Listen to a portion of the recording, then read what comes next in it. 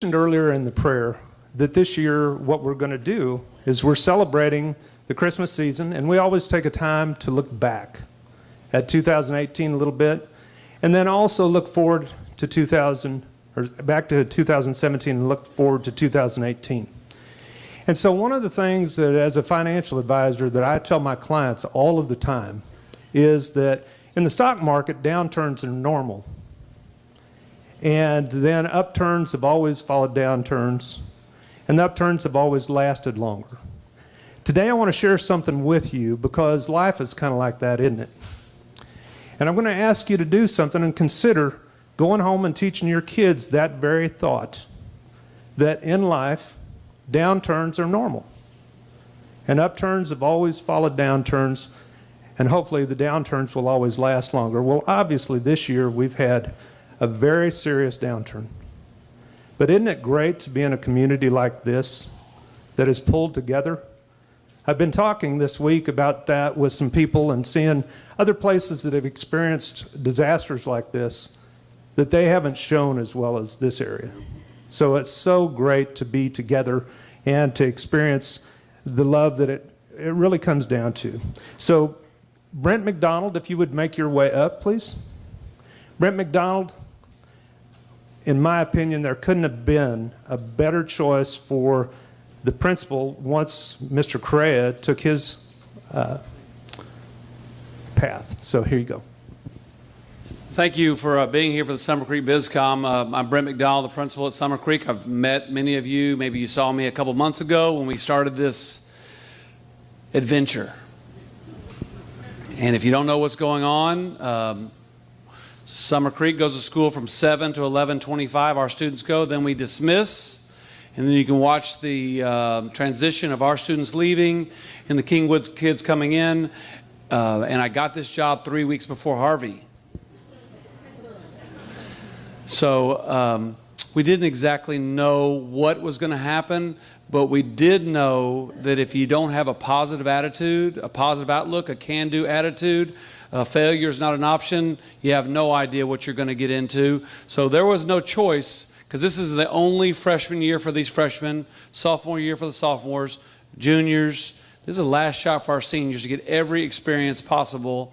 We have cut absolutely nothing at Summer Creek High School except for the mandatory educational minutes because we dismissed at 11:25.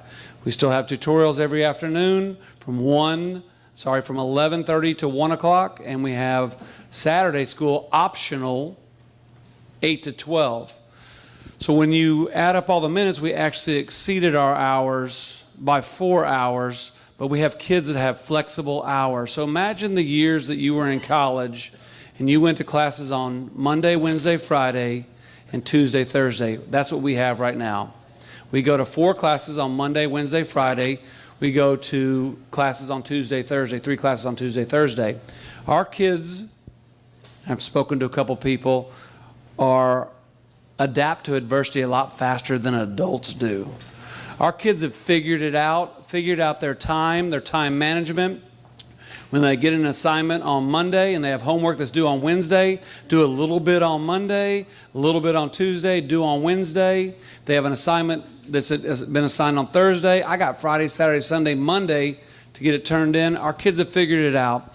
I am proud to say that, the facts are the facts. We run on data at Summer Creek High School, as do all schools. But these are the highest grades our kids have ever had in the history of Summer Creek High School. And we are right just a percentage point behind our GPA, behind Kingwood High School, who we share the high school with. There's a lot of validity in the kids with flexible hours and what they're doing right now. So our passing rates are through the roof. Our grades are through the roof. Our attendance is higher because they can put up with 4.5 hours of high school. So they're willing to come in because they can go home earlier. Our teachers used to maybe 10 to 15, on a Friday, absences by a teacher. We're averaging about 2 to 3 absences by our teachers. You know what it was like when a sub was in your classroom back in the day. I'm sure y'all behaved, but not all do.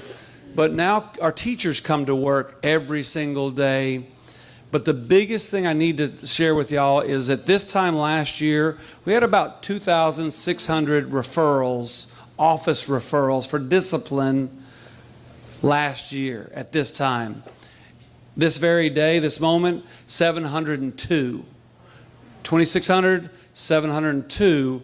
Of those 702, 450 are due to tardies or ID badges, which if we're dealing with tardies and ID badges, that is like a dream for a high school if that's what I deal with. The kids' behavior is fantastic because they're there, they're focused, they get the job done, they get their work in, and then they leave. Mr. Kramer, our assistant superintendent in the back, who will speak in just a moment, we had a meeting about what are we going to do when Kingwood goes back. And that's kind of what I want to hit on now, because now we kind of have the golden ticket, because we have a TA waiver with our minutes. What do we do the last 9 weeks at Summer Creek? Because we've been so successful. Do we just go back to what we've done in the past, 725 to 255?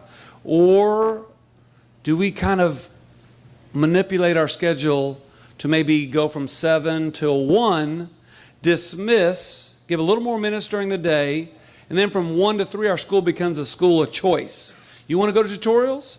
You want to go to a club, your organization? You want to do PSAT tutorials? You want to do getting ready for the SAT? Do you want to go to your fine art? Do you need to go to extracurricular? So I don't know about you, but adults that have flexibility in their schedule, and then students that have flexibility and choice. But when Mr. Kramer and I met about this last week, we were at Saltgrass. And someone was asking us, well, how do the kids like this schedule? Well, duh, what do you think kids think about this schedule? Well, ironically, the hostess at Saltgrass was a Summer Creek senior. She came on over. They asked her, what do you think about the schedule? She says, it's great. I've never had straight A's in my entire life. I have time. I'm not in a hurry. I'm going to go to college next year. I'm making more money to go to college because I can work a little bit more, and I just love it. I just never understood. I don't understand why we're going to do this the last 9 weeks. Why would we go back to it? So we're really listening to our community, our staff, and our students of what we're going to do the last 9 weeks, because it is through the roof. The creek is on the rise, and it is definitely on the rise with our scores, our academics, and our discipline is way down. So I just want to shout out to Summer Creek, my staff, the students. It's been we didn't know what was going to happen, but with a positive attitude, with thinking the right things and the way you treat people, our kids have done fantastic. We're super proud of them as we move on to the new adventure, our new semester coming up. But I just really hope that in our community, the real estate agents in the area, to please know that the school right around the corner over here is a great place to go to school. My daughter's a freshman at Summer Creek High School. My son is a 7th grader at Wood Creek. He'll be at Summer Creek. That Summer Creek is on the rise. It's a great place to go to school. But thank you for being here, and thank you for all the support and the well wishes and the prayers. But Summer Creek has been doing great things. But thank you for your time. I appreciate it so much. Okay. Before we go on to the next speaker that we're excited to hear from, I do need to take care of a little housekeeping. One of the things that on our advisory board, and if you're with our advisory board, can you raise your hands, please, real quick? Great advisory board. We appreciate you all very much. One of the things that this Bizcom that we do every time is we always try and give a time where people can have a few minutes at the end to make a 30-second talk about what their organization or business does. We've thought a lot about this, whether or not we would keep that or not, and there's so much value in it. I know that Mr. McDonald really appreciates being able to see who are business owners and the groups in the area so he can support them. So one of the things that we've also heard is, well, we don't want to miss some people. So here's what I need your help on, because we don't want to do away with this. What we're planning on doing today, we plan on being done right at noon and going right into it. And anybody that wants to speak for just a few 30 seconds or so, please line up. And when Oscar Ramos comes up, Mr. Ramos, you're going to have a lot of people following you, because we're going to just ask you to stand over here in a line and be prepared to speak right after him. We'll go right into it. If you need to leave at 12, please do that quietly. But that way, everybody will be able to do that. And then we're going to cut that off at 12:15. So if you don't get in line soon enough, we're going to, does that everybody understand? Okay, so thank you for your help on that. You know, as we were talking about the principals at Summer Creek High School, Mr. McDonald is fantastic. And obviously, Mr. Correa, we loved him so much. And actually, He was planning on speaking today, but he's got a big job, and he got called to do something else. But before all of that, and one of the person that we really owe the debt of gratitude is Trey Kramer, because without Trey, we wouldn't have the Bizcoms. I promise you that. We wouldn't have that in the entire district. So Trey, would you mind coming on up, and please give him a huge round of applause. Well, good afternoon. It's great to see everybody. It's good to be on this side of the district, obviously as the founding principal at Summer Creek. And so if you were there at that first Bizcom, or how about this, if you were there when we walked the building when it was being built on that first tour, would you raise your hand? Because I know there are some people that are here that have been very supportive of our school system and our community. So thank you guys. Obviously, I'm not Nolan.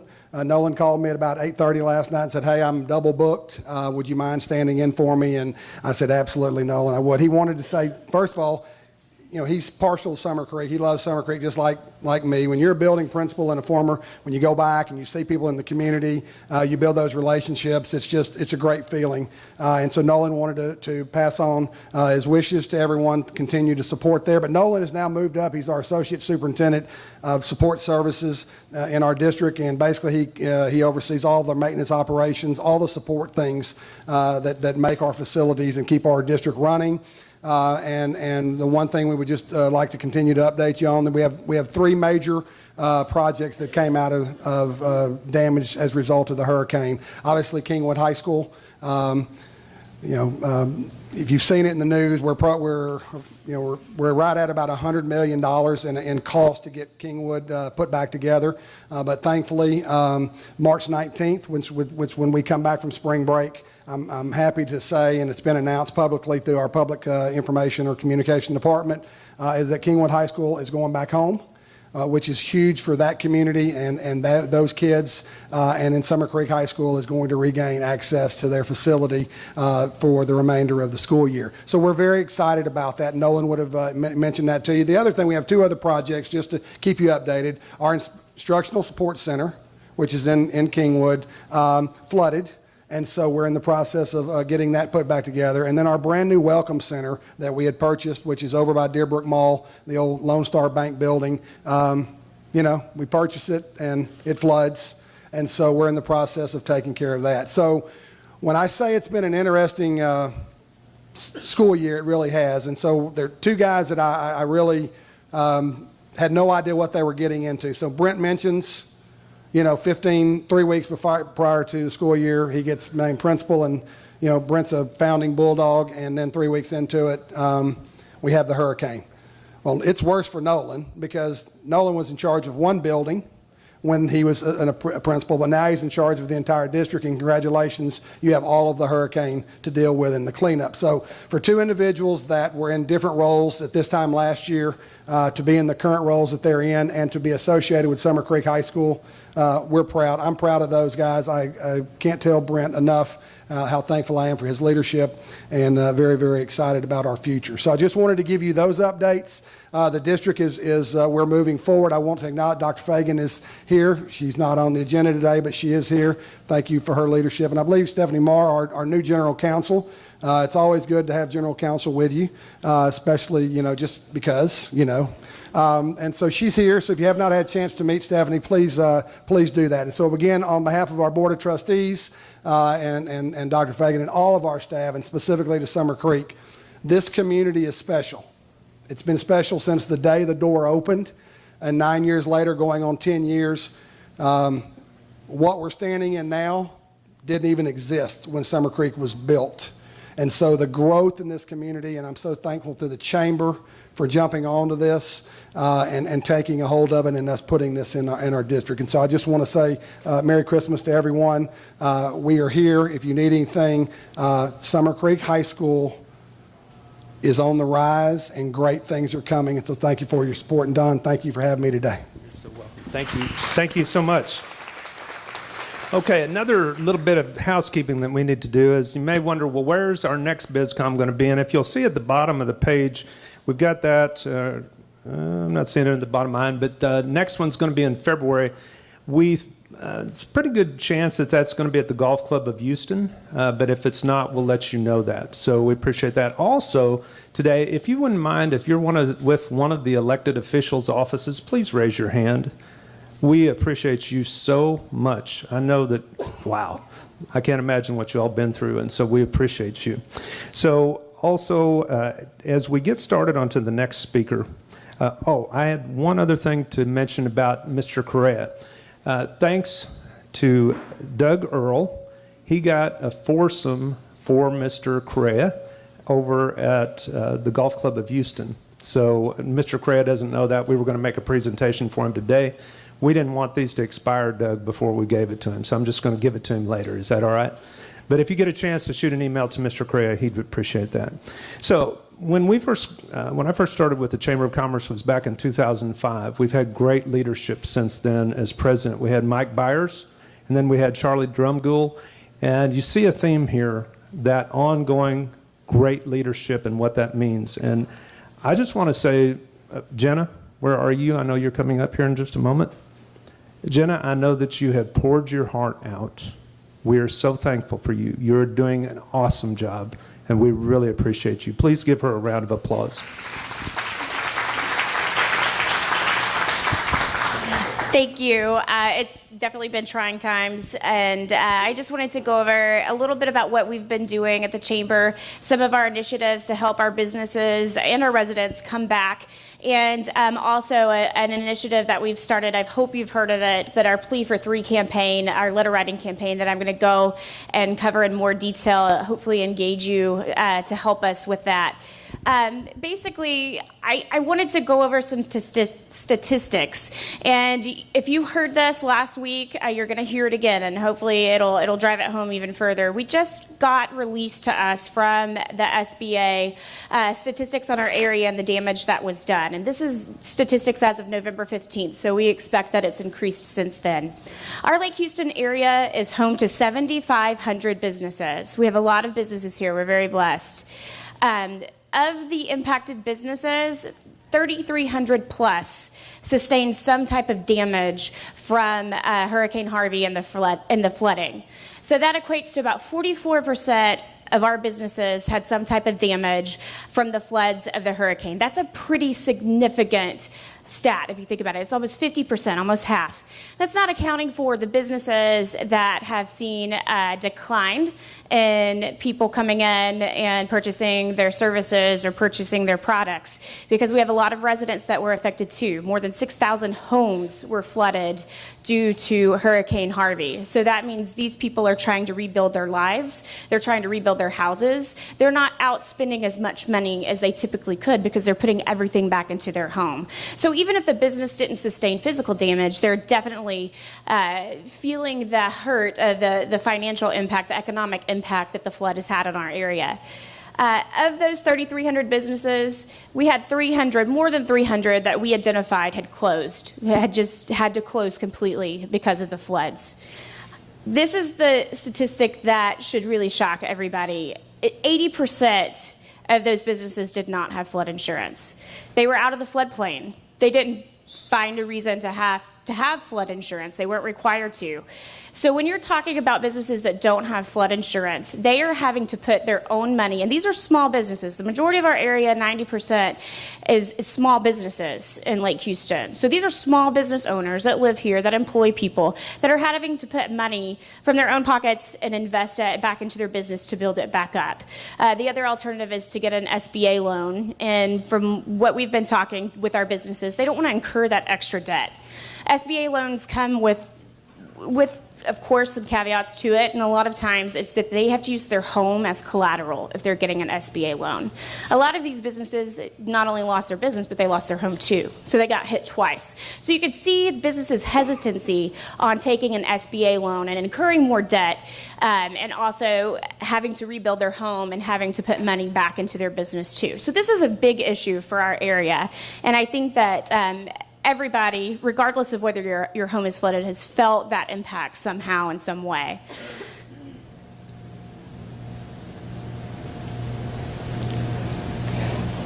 Down. This one? All right. So when we talk about can you go back one? I think we skipped a slide. I'm sorry. Yeah, the national averages. This is also the scary stats. FEMA has put out that 40% of small businesses that are hit with a natural disaster do not reopen. And that's a huge, staggering statistic. 40% just don't reopen. And then the SBA has come and said that of those that do reopen, 67% won't be open after 2 years because they're feeling that pain of the residents dealing with the flood like I've talked about before. So those are really scary stats. And I'm not trying to scare you at all. This is the reality of the situation that we're in. And I think it's really setting up to why we have to be a strong community and we have to say these statistics are not going to happen here in our area. And one of the ways that we're looking at doing that, the small business uphill battle. So let me talk about the plight of small business. There's no FEMA for business. That's been my battle cry for the last 3 months. You've probably heard this. There's no FEMA for business. Businesses cannot go and get that grant for any damage or anything that they've sustained. No strings attached. Here's some money to help you get back going again. There is no such program for businesses. They don't have any type of federal or state assistance outside of SBA loans. What also happens with small businesses are their employees are displaced. So the largest industry sector in the Lake Houston area is retail. So retail, of course, employs people that a lot of times make minimum wage or above. Those people a lot of times have gotten displaced. They are either live in an apartment, they got flooded. What happens with them is they go and stay on their cousin's couch in San Antonio and get a job there because they have to have money and they have to have income coming. So we lost a lot of people, we lost a lot of workers, and our workforce declined after the hurricane because so many people got displaced. What happens with that, we also have a housing issue. So everybody that lost their home to the flood, the apartments got picked up pretty quick. It was really hard to find an apartment. It was really hard to find housing. So now as our businesses are starting to reopen and they need to rehire and they need to get that workforce going again for them, they're having a really hard time finding employees. And I've talked to a lot of businesses lately, and finding employees is their number one issue when they're trying to reopen. So what that causes businesses to do is they're having to recruit employees from outside of our area. And what that means is they have to pay higher wages because those employees are then commuting to our area and having to drive in and drive out every day. You have to pay them more to try to incentivize them coming and working. So that's another thing that the businesses are having to face as they're trying to staff back up. And also, of course, their customer base is affected, and we talked about that earlier. Go to the next slide. So that's one of the reasons that we launched our Back to Business campaign. We launched this back in September.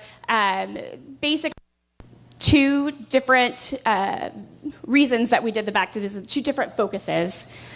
And that's business recovery and then promoting businesses reopening again. We launched this campaign as a chamber.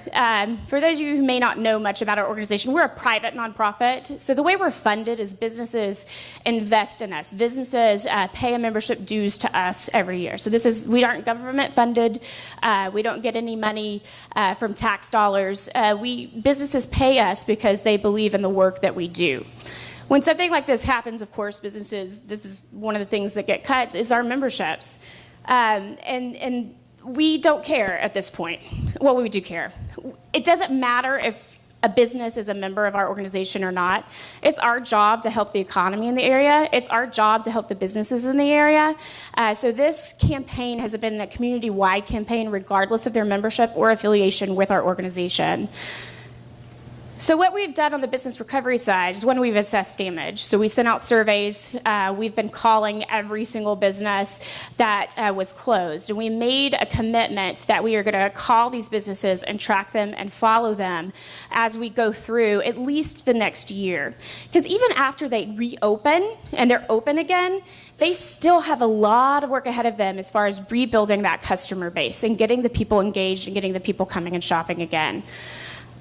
The other thing that we've done is funding assistance. So when we're talking to these businesses, we're offering them resources. We're trying to pair them with the resource that best fits them. We're a partner with the Lake Houston Area Relief Fund. So everybody knows Insperity in our area, and I hope that you've heard of the Lake Houston Area Relief Fund. And I think I have a slide about that in a second. But the Lake Houston Area Relief Fund was started by Corinne Price at Insperity. We came on as a partner as well as HAM, which is our local social service organization, because they're the 501c3 that we're running the funds through, and it can give grants. Insperity committed to $1 million into this fund. We've also fundraised $600,000 on top of that. So as of the end of next week, we will have given $1.6 million to not only residents, but businesses in our area as well. That's pretty amazing. When you think about businesses not having anywhere to turn, this fund was an option for them to where they could get that shot in the arm. So I want to thank everybody that has helped participate in that fund. That money stayed here in our area. That was strictly, it was restricted to any resident or business that was in our area. And I think that we should be really proud that we're giving out $1.6 million to the businesses and the people in our area. Of course, we've talked about SBA loans, and we also got a new partner in the LIFT Fund, and I am not going to go over that too much and spoil Mark Mitchell's presentation. He's following me. He's going to talk about the LIFT Fund some more. But this was a really exciting program that we were able to be the pilot program for LIFT Fund on. No other place in the state did this program like we did, and they're going to use that as a model, and I can't wait for you to hear about it because it's really exciting. It's good stuff. Okay. These are pictures of the LIFT Fund, but Mark's going to give you more information. So the second part of it is promoting businesses reopening in our area. We've done that with announcements. Of course, we have a website. We have media partners, and our media partners, I want to say, we have several different publications in our area, and a lot of times they see each other as competition, but they all came together for this and supported it, regardless of whether their competitor was a part of the campaign as a partner or not. That's huge. That's really huge that our media said this is really important and we have to get behind our businesses coming back and going. I know Haley's here with Community Impact. They came on. Thank you, Haley. Is anybody here from the Observer or the Tribune or any of our other media partners? I want to say thank you for doing that. What we did, we take pictures, our back to business signs. Hopefully you've seen those. We share them socially. We share them with our media partners, and then they reshare. And the idea is sharing all the announcements about the businesses that are reopening. That's one of the things we heard. We don't know what's opening. We don't know when it's opening. There was a lot of, I would say, lack of confidence that our area was going to rebound. Everybody heard the rumors that were going around that this store is not going to open or this place is not going to reopen. It caused a lot of unease for our residents that are trying to build back. Why should I put money in building back our home when all these businesses are not coming back and my home value is going to go down? So we were, and the businesses, on the other hand, were saying, why should we build back when our residents are cashing out and leaving, or they're not building their homes back? So we had this balance that we were trying to overcome. And I think that we started turning the page in November when we had a bunch of new people, or a bunch of businesses reopen. You'll see these are some of the pictures that we've had from our Back to Business campaign, and thank you if you've liked or shared. We appreciate that. We've got our website, lhabacktobiz.org. It has, you can see on the right hand, we have now open, so we've got the list of the businesses that have opened, and then we have coming soon. Those are the businesses that we've got the dates of when they are going to reopen in the next year. So please go and check that out. You can help us with this campaign and help support the businesses. Follow us on Facebook, follow us on Instagram, and use the hashtag LHABackToBiz. That's a good way to help let everyone know that they're open. The best thing that we can do for our community right now is to shop locally and to shop at our businesses and to help all of them. I would say help the businesses that are flooded and reopened, but also help those businesses that have been sustaining, because they have had a significant economic impact as well. So shop locally is really what's going to help our community rebound. Okay, I went over that. These are some of the December openings. You've probably seen some of these. We've got HEB coming back in January that we're excited about. As we hear these, and a lot of these are coming from you guys when you hear, and they call us, and then we call the business and make sure that we verify it. So we're excited. We've got a lot of businesses that are coming back in 2018. This is a great slide. We've had 104 businesses that have reopened so far, and this was as of 2 weeks ago. So we've had some more that have come online. 27 in temporary locations, 57 are opening in the next year that have confirmed, and we've had 24 businesses that have closed and said they're not coming back. What that equates to is a projected retention as of 2 weeks ago of 71%. Which is pretty amazing. So we've already surpassed that statistic of what FEMA and SBA says. And what we have to focus on is continuing to help the businesses open, but continuing, especially the next couple of years, are going to be really hard. So we have to shop local and make a commitment to helping those businesses rebound. We'll go to the next one. The next thing I want to talk about is our Recover Lake Houston. We initiated a long-term recovery task force in our area, and it's multi-jurisdictional. We've got the City of Humble support, the City of Houston's, our state representatives, our federal representatives. We have social service organizations, we have small businesses, we have residents that have all come together to try to form a plan to move forward. How do we recover from this, and how do we prevent this from happening again? So we're all coming together and meeting to try to get a long-range plan. The first initiative that we have put forth at the suggestion of our elected officials is our Plea for 3 campaign. I just want to say this is the first initiative. This is not the overall long-term plan. There's a lot of work that we still need to do as an area, but these were 3 things that we identified that we needed to take action on. The first one is remediation. Reduction is the second, and then representation. So as far as remediation, we need money, we need funding to dredge San Jacinto River and to do some dredging in Lake Houston. I think all of you have heard about the sand mines that got washed out when the San Jacinto River Authority let the water go out of Lake Conroe. It flowed at 80,000 cubic feet per second. That's an amazing pressure, very fast, rapid rate down the San Jacinto River.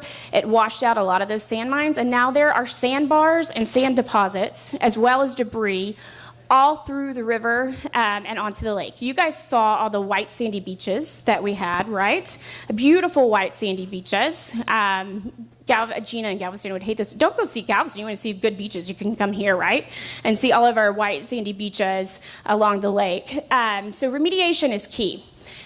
The amount of sand that it pushed into our river, the amount of sand that it pushed into our lakes, it completely changed the flow of water. Right now, it would not take a ton of rain to create a flooding issue again. So if we don't get this river dredged, and if we don't do some remediation work, then all of this is for naught, because it could easily happen again. And I hope that scares everybody, because it scares me. We've heard from several businesses, if this happens again, we are not coming back. And our area cannot take another flood. So I hope that you get the point that this is extremely important, that we try to get some funding from the state to dredge our area. Right now, Governor Abbott has a plan of what he wants to do with the $60+ million, and Lake Houston area is not in there. We do not have any funding marked for our area to help remediate with the river or with the lake. And I hope that that makes people mad, because that makes me mad. Our area is very dependent on making sure that we remediate and we can rebound and make sure that this doesn't happen again. The second point is reduction. The pooling level of Lake Conroe is at 201, excuse me. We're asking to reduce that down to 198. So we want to lower the level of Lake Conroe by 3 feet, giving us more capacity, giving them more capacity for a flooding event that they can take on more water before they have to release it and let it rush down into Lake Houston. The third point is representation. The San Jacinto River Authority that makes the decision to release the water that comes down and flows into Lake Houston, that is governed by a 5-person board. It's appointed, those board members are appointed by the governor of the state of Texas.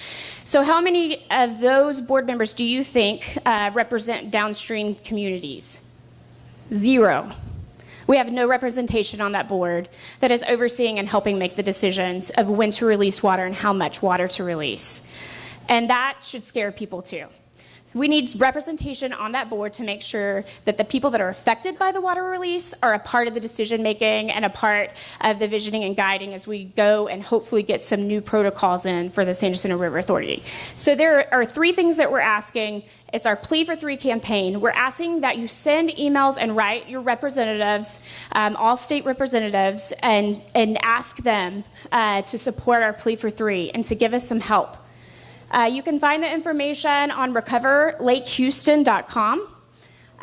We're asking that you share the information with your coworkers, you share them with your employees, you share them with your friends, your neighbors, people you go to church with, and your social organizations.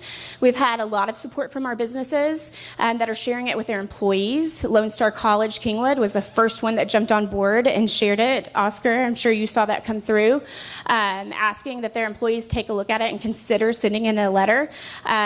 Humble ISD just sent it out to all of their employees yesterday. That was a big hit for us. Kingwood Medical Center has just gotten approval, and we're working with them. They're sending it out to all of their employees as well. So we're seeing a lot of pickup and a lot of steam moving on this letter writing campaign initiative. Yesterday, if you tried to get on between a certain time frame, you may not have been able to log onto our system. That's because our website crashed because we had so many people hitting it at once yesterday. That was a good problem to have. We hated it, but it was a good sign that people are actually starting to write letters. We got the website back up in an hour. Morgan is in the back. You can thank her and her quick action to try to get everything. She was reassuring me via text because I was in Cedar Park. It's okay. This is a good sign. But we got it back up. When we got the stats, we had 1,700 unique visitors yesterday on the site alone. So this is picking up steam, and we really need your help because our goal is 20,000 letters sent to our state officials requesting that they do something in our area. And I think that's my last slide. Is that right? recoverlakehouston.com. We're also asking that you share your story online with the hashtag #Plea4 3 Lake Houston. Share your story of flooding. Everybody has a story, whether you actually got flooded or not. You're helping muck homes. You're helping with businesses, your church. Kingwood High School, Summer Creek High School was affected because they're now taking on Kingwood High School. Everybody was affected in some way, and we want you to share your story online, and we want you to use that hashtag.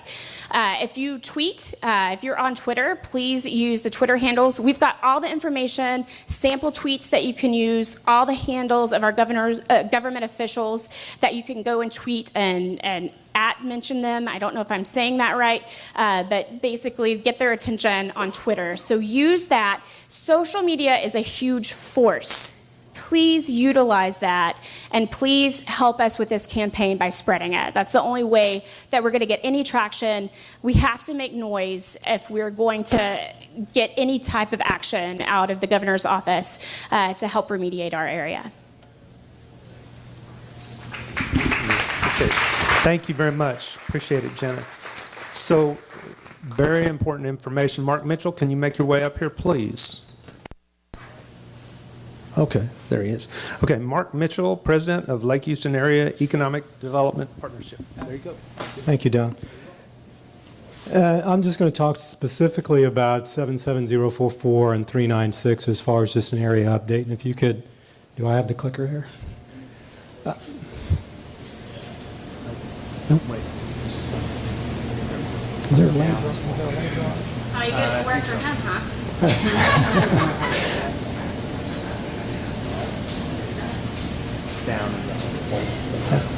So, I think there's now I'm standing in front of the screen. So this, what you're looking at, is a FEMA map of damage.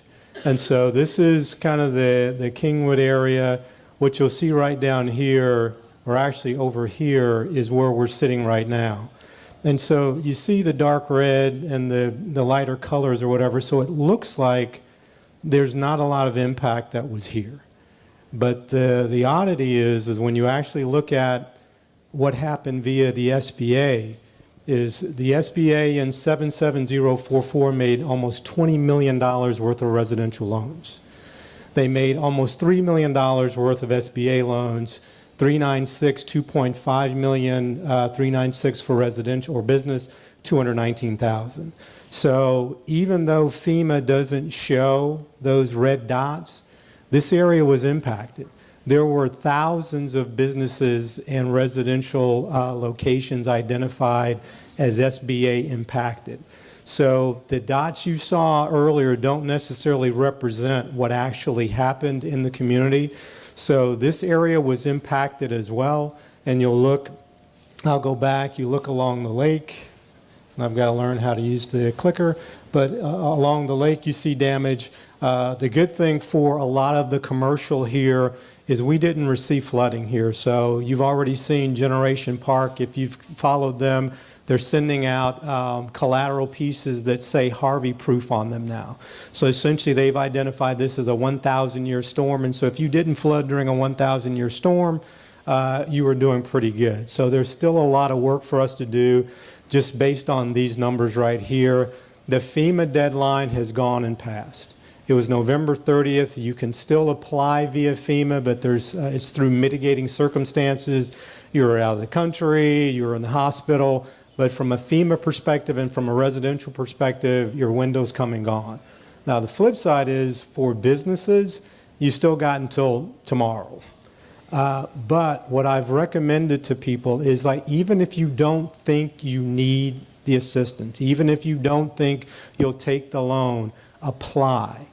Because 4 or 5 months from now, if things change as a direct result of the impact of Harvey, you can still actually apply and claim benefit if you've been issued a number.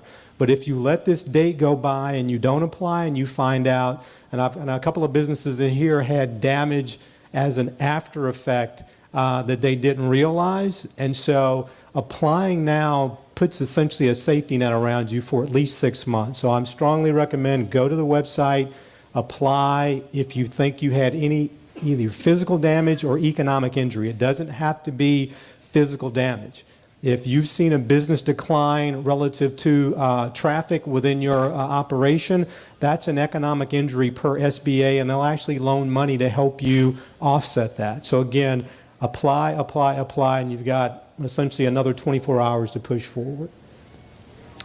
Part of what we did, and Jenna briefly alluded to this, and Jenna's got better pictures than I did in mine. She actually had some of the success stories that we had, but we were blessed in that we didn't have a lot of runway relative to being able to work with the banks immediately. This was a blessing that we were introduced to Lift Fund via another chamber. They know that we're fairly active in the community, both as a chamber and economic development partnership. And so we were introduced to Lift Fund, I think, on a Thursday. And by the next Thursday, we had a live workshop where they brought 7 loan officers to our offices with laptops. We had multiple businesses apply in our offices. We faxed their underwriting collateral to their San Antonio office, and those companies were in underwriting review that next day. And we had approvals that following Tuesday and Wednesday, and those businesses have now closed on loans to buy, to replace flooded vehicles, to make use for working capital, for payroll. And we've got more businesses in the queue, and we've got another meeting scheduled next week with the president of Lift Fund for the second round.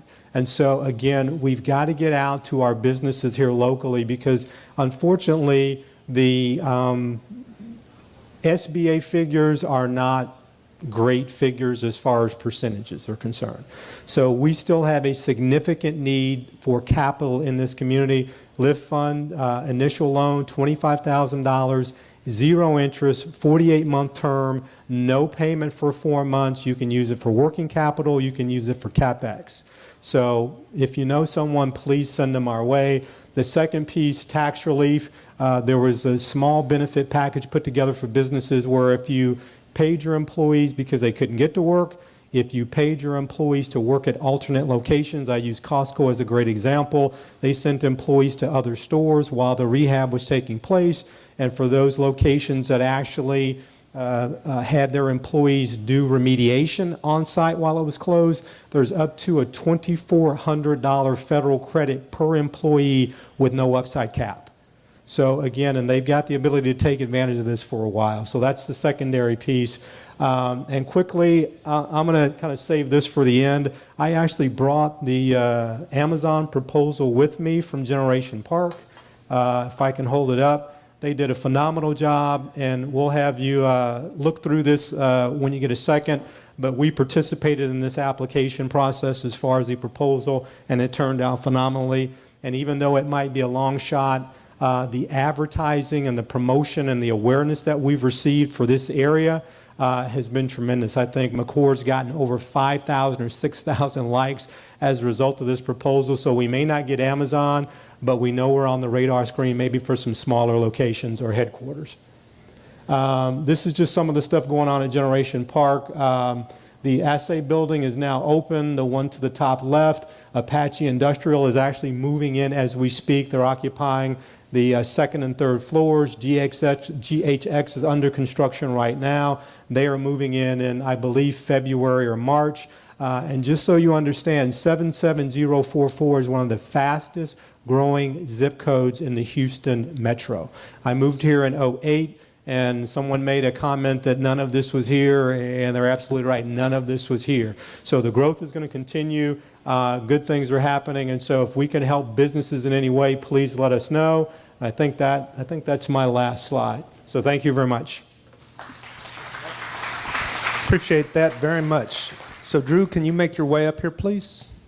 Okay, so we're running about probably going to be 10 after that we're going to be finishing up, and we'll still plan on doing those people coming up. Drew Gutierrez, our great friend over at Commissioner 1, Precinct 1. Give him a round of applause, please. Thank you. Just real quick, on a personal note, I want to thank everybody publicly for keeping my family in your prayers during my last child's birth. But real quickly, we're still addressing the congestion along Westlake Houston Parkway. There is now a dedicated right-hand turn at Westlake Houston and Beltway A. So thank you guys. I hope everybody received the oops, mea culpa letter from Commissioner Ellis regarding the DSNAP fiasco. And I wanted to mention that we began preliminary talks for design and construction of sidewalks to connect Summerwood to all the schools and Generation Park. So we're gonna get started on that, and that's a partnership between the precinct and the 4 MUDs, the 3 that are in Summerwood and Generation Park Management District. But I want to introduce Luis. He is with our consultant. Commissioner Ellis just started a master plan phase for all the parks and trail systems within Precinct 1. So I'm going to let him speak about this 18-month process. Thank you, Drew. And thanks to the Chamber for having us out here today. This is it's a great facility as well. And thanks to our wonderful hosts for the meal and the camaraderie that we can see here. So as Drew mentioned, I'm with a consultant firm. We're helping and we're working with the precinct to conduct a new master plan for parks in the area. So you will see a form in front of you. It's this one right here. We left one in your seats. It's the Park Smart Initiative is what it's known. And it just kicked off a few weeks ago. We are working with the commissioner and the general public. The project focuses on advancing access to parks and green spaces, to improving our community health, building connections and resilience, and expanding the environmental safeguards after Hurricane Harvey. And so for now, we have conducted a series of community workshops, and we want you to pass it along and go to the website. We're trying to get as much public input as possible. It's an 18-month process. So go on, take the survey, give us your feedback on parks, what features and amenities we should be designing for, and how we can access these parks as well. This is a collaboration with the Trust for Public Land, which is a national leader and nonprofit, and we have Marlon here in the back from TPL. The Houston Parks Board, which is responsible for the 2020 Bayou Greenway Initiative project in the area as well. and it's funded by a generous grant from the Houston Endowment. So this is a big collaboration. It's an 18-month process that we think will generate a lot of feedback and input into how we design our parks for the short and also long term. And so we want to thank you all for taking a look at it and give us feedback. We have an interactive map back there, so stop in on your way out, talk to us, give us your input on what you'd like to see in parks, and thanks again for hosting us. Thank you very much. And he mentioned on the pool table back there is actually something where you can make suggestions on what we'd have in the parks around here. So please do that. I'm going to ask also Jose Montez, can you come up so you'll be ready to be the first speaker in just a few minutes in our networking part. And right now we have Oscar Ramos with Lone Star College. We appreciate you, Oscar. Done. Thank you. I know that we are short for time, so I'll go real quick. First off, before I talk about our Process Tech building, I just want to give you an update on the campus. We are looking to have everything back open in 2019. It's going to take some time. We are going to bring things online as they come up. So we will be in some of the buildings this year, but then we don't expect everything to be back up until 2019. One of the concerns that we had been hearing was that there was a lot of online classes. Obviously, that was something we had to do due to the circumstances. Want to let you know that we have made efforts, and we will have more face-to-face classes than online classes this semester. We'll be in different locations, but that's available for students that are coming in. So, Process Technology, we're over here in Generation Park. We are set to open on January 16th, first day of class. If you're interested in the Process Technology programs, you can come down to the Atascocita Center over here on Westlake, Houston, and talk to our advisors there.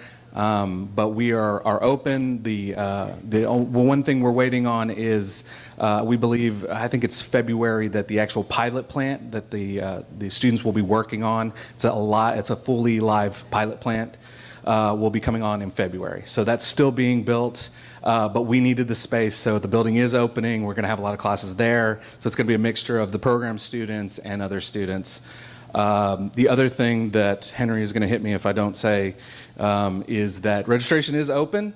So you can go, the campus student services building is open, so you can go down to Kingwood and do that there, or you can come to Atascocita and talk to an advisor and get registered. So I think that's it. Give you some minutes back, I hope.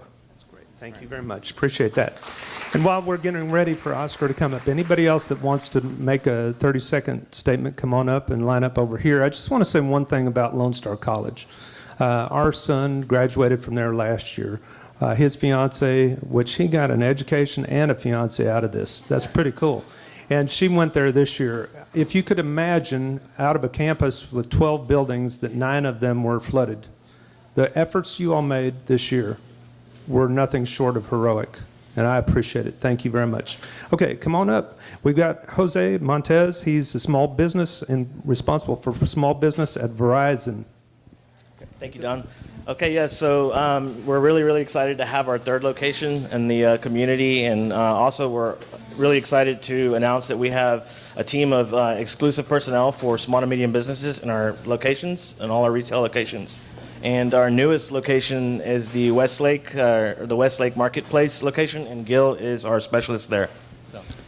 Hey guys, so I've been with the company for quite a while now, going on 10 years. I love what I do, and I'm here to make sure that I'm able to help your business. If you already have an existing account, give you an analysis, or even that if it's just more of you're interested and there may be new technology that may be available to you, I'm here to support you step by step instead of having to go through all different types of sources. All right, thank you. Okay, there you go. Hello, I'm Katrina Landry. I am a licensed professional counselor, and I actually, with the help of Mark and Jenna, which I greatly appreciate, actually just saw my clients in my new location. I was affected by Harvey, so this week was my first week seeing new clients. I'm located off of 1960, so I work with adults and couples. Thanks. Very much. Okay. Good afternoon. I'm Andrew Landry, and I'm married to that counselor, so I'm married to the president.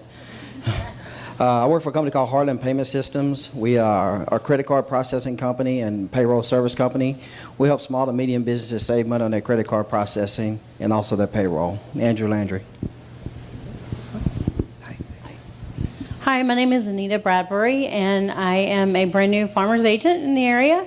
And so for those of you that were flooded and didn't have flood insurance, you were told you didn't need it.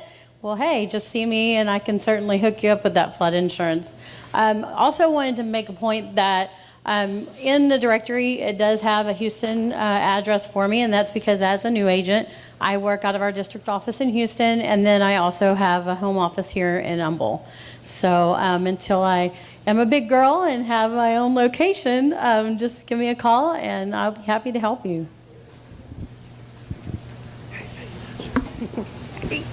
I'm Cheryl Jimerson. I'm a CPA. I provide tax services to small business owners, so if I can be of assistance, please let me know. Thank you. There you go. Hi, my name is Angela Lynch, and I'm with DNA Studios. We're a production company. We also offer a Jumbotron that is great for any outdoor live events. We also have a studio that's located in downtown Humble if anybody needs any assistance in that.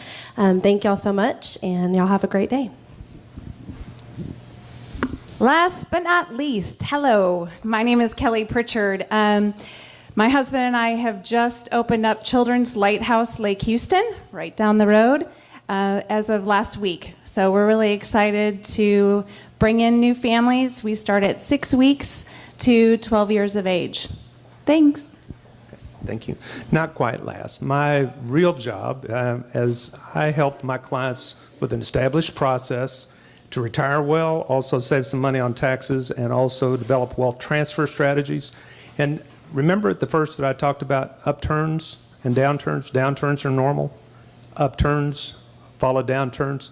They always have, and they've always lasted longer. I think that's an important thing for us to remember in our community and also in business. So we're going to ask Dr. Paul Lyle to come and lead us in a prayer. And I just want to say one last thing before you come up, Paul. Thank you all. Y'all make this community a great place to be. And so, Paul. Would you please bow your head? Dear Heavenly Father, we do want to say thank you. You have blessed us way beyond our imagination. And Lord, as we enter into this Christmas season, Lord, we want to say thank you for sending your Son, that we might be saved, Lord. And so, Lord, thank you for the men and women that are represented here as they go back to their businesses and their families. And Lord, I just pray that you would just bless us during this time. Lord, that we will find time to be with our families, to be with our communities, to be with our churches. Lord, we want to just say thank you again. It's in Jesus' name that I ask these things. Amen. Thank you all very much. Thank you, Clint. Have a good evening, though.